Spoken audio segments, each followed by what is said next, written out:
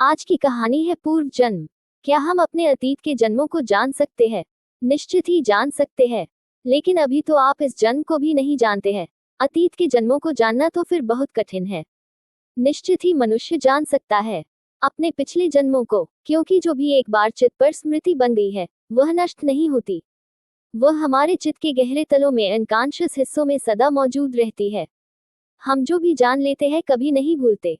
अगर मैं आपसे पूछूं कि 1950 में 1 जनवरी को आपने क्या किया था, तो शायद आप कुछ भी न बता सके, आपको कुछ भी याद न हो। आप कहेंगे कि मुझे तो कुछ भी याद नहीं है। 1 जनवरी 1950 कुछ भी ख्याल में नहीं आता।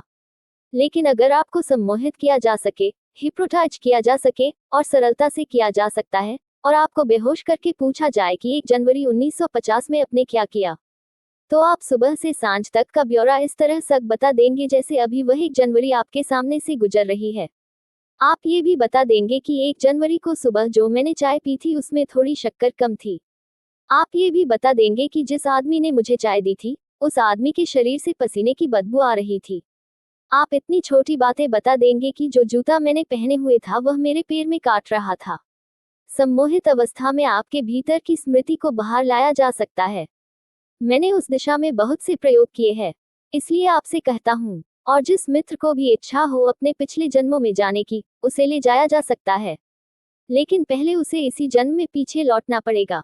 इस जन्म की ही स्मृतियों में पीछे लौटना पड़ेगा। वहां तक पीछे लौटना पड़ेगा जहां वह मां के पेट में कंसीव हुआ, गर्भ धारण हुआ, और बाद में फिर दूसरे जन्मों की स्मृतियों में प्रवेश किया जा सकता है। लेकिन ध्यान पर रहे, प्रकृति ने पिछले जन्मों की व्यवस्था आकारण नहीं कर रखी है। कारण बहुत महत्वपूर्ण है, और पिछला जन्म तो दूर है। अगर आपको इस महीने की भी सारी बातें याद रह जाए तो आप पागल हो जाएंगे। एक दिन की भी अगर सुबह से सांझ तक की सारी बातें याद रह जाएं तो आप जिंदा नहीं रह सकते। तो प्रकृति की सारी व्यवस्था यह है कि आपका मन कितने तनाव झेल सकता है, उतनी ही स्मृति आपके भीतर शेष रहने दी जाती है।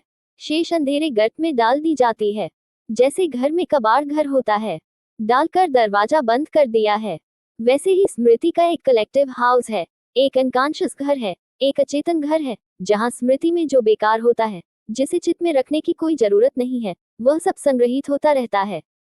लेकिन अगर कोई आदमी अनजाने, बिना समझे हुए उस घर में प्रविष्ट हो जाए तो तत्क्षण पागल हो जाएगा। इतनी ज्यादा है वे स्मृतियां। एक महिला मेरे पास प्रयोग करती थी। उनको बहुत इच्छा थी कि वे पिछले जन्मों को जाने। मैंने उन्हें कहा कि यह हो सकता है, लेकिन आगे की जिम्मेवारी समझ लेनी चाहिए, क्योंकि हो सकता है पिछले जन्म को जानने से आप बहुत चिंतित हो जाए और अधिक परेशान हो जाएं। उन्होंने कहा कि नहीं, मैं क्यों परेशान होऊंगी, पिछला जन्म तो हो चुका है, अब क्या फिक्र की बात।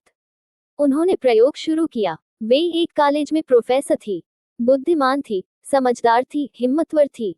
उन्होंने प्रयोग शुरू किया, और जिस भांति मैंने कहा, उन्होंने गहरे से गहरे मेडिटेशन किए, गहरे से गहरा ध्यान किया, धीरे धीरे स्मृति के नीचे की परतों को उघाड़ना शुरू किया।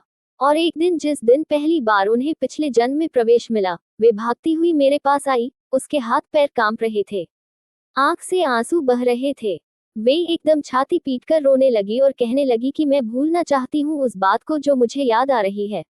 मैं पिछले में अब आगे नहीं जाना चाहती। मैंने कहा, अब मुश्किल है, जो याद आ गई उसे भूलने में फिर बहुत वक्त लग जाएगा। लेकिन इतनी घबराहट क्यों? उन्होंने कहा कि नहीं नहीं, मत पूछे। मैं तो सोचती थी कि मैं बहुत पवित्र हूँ, बहुत सच्चरित्र हूँ, लेकिन पिछले जन्म में एक मंदिर में वेश्या थी, दक्षिण के। मैं देवदासी थी, और मैंने हजारों पुरुषों के साथ संभोग किया। मैंने अपने शरीर को बेचा। नहीं, मैं उसे भूलना चाहती हूँ, मैं उसे एक क्षण भी याद नहीं करना चाहती हूँ। पिछले जन्म में जाया जा सकता है, और जिसकी भी मर्जी हो उसके रास्ते है। मैथियोलॉजी है। महावीर और बुद्ध दोनों मनुष्य को ये मनुष्य जाति को अद्भुत दान दिया है। वह उनकी अहिंसा वहिंसा का सिद्धांत नहीं है, वह सबसे बड़ा दान है जाति स्मरण का सिद्धांत। वह है पिछले जन्मों की स्मृति में उतने की कला। महावीर और बुद्ध दोनों ही पहले आदमी है पृथ्वी पर, जिन्होंने प्रत्येक साधक के लिए ये कहा कि तब तक तुम आत्मा से परिचित नहीं हो सकते जब तक कि तुम पिछले जन्म में न जा सको। और प्रत्येक साधक ने पिछले जन्म में जाने की फर्क की।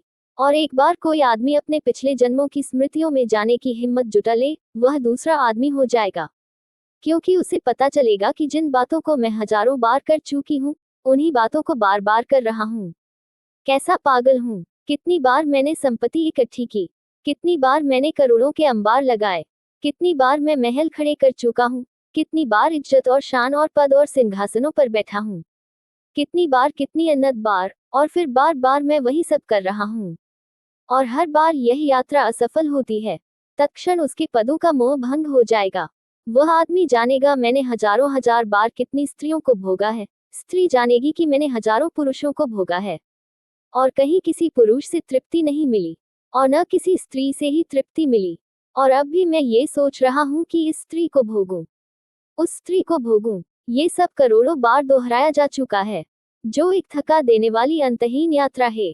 एक बार स्मरण आ जाए इसका तो फिर ये दोबारा नहीं हो सकता, क्योंकि इतनी बार जब हम कर चुके हों और कोई फल न पाया हो, तो फिर आगे उसे दोहराए जाने का कोई उपाय नहीं है, कोई अर्थ नहीं है। बुद्ध और महावीर दोनों ने जाति स्मरण के गहरे प्रयोग किए, स्मृति के, अतीत जन्मों की स्मृति के।